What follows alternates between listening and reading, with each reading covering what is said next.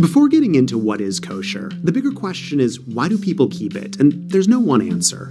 For some, it's simply, I'm an observant Jew, God commanded it in the Torah, so I do it. For others, it's, I grew up keeping kosher, and it's what I'm used to, what I'm comfortable with. It just feels Jewish. Or, what you consume matters, and eating should be a mindful experience. It makes the spiritual physical.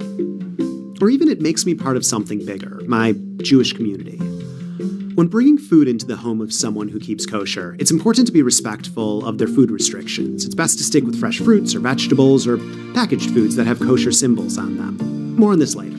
So what are the rules of kosher? There are 3 basic rules. You can't eat some animals, the animals you do eat need to be slaughtered in a special way, and you can't combine milk and meat.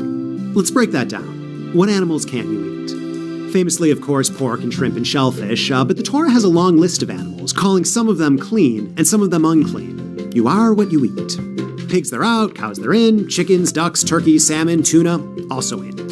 Next, what is kosher slaughter? Well, it's called shlita, and there are lots of rules on how different animals need to be butchered and prepared, which we're going to skip.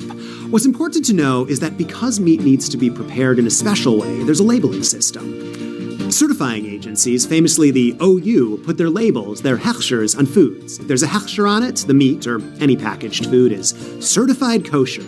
If not, it isn't. Some foods don't require hechshers, like fruits and veggies and others.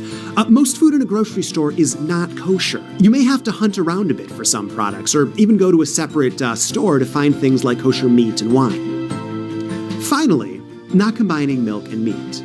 Yes, this does mean no cheeseburgers, but it goes a bit beyond that. For instance, you can't use butter in mashed potatoes you're serving with turkey.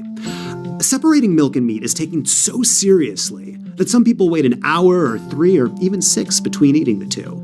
In kashrut, food gets lumped into 2 main categories: milk and meat. If you're invited to a kosher meal, it will either be a milk meal or a meat meal.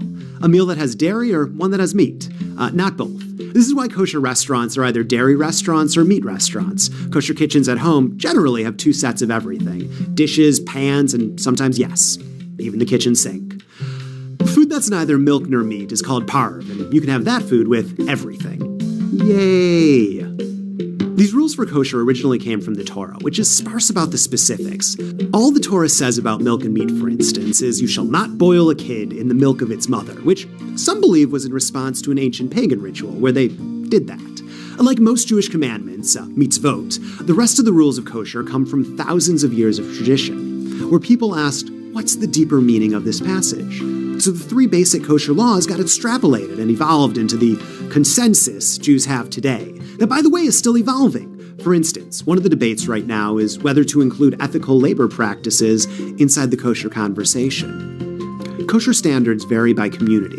They look different in a Tel Aviv hotel and your grandma's kitchen, but the main motivation, making conscious holy choices every day, remains the same. And these shared kosher standards help to bring communities closer, through everything from potlucks to shiva calls to Shabbat dinners.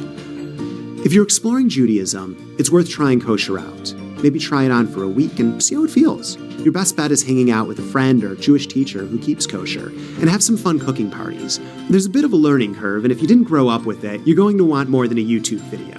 This is part of the Judaism 101 series. Click here to see the next video on Shabbat, and here if you want to donate and support the creation of more videos like this one. B'tei avon. That means bon appetit in Hebrew. Bon appetit means let's enjoy eating in French.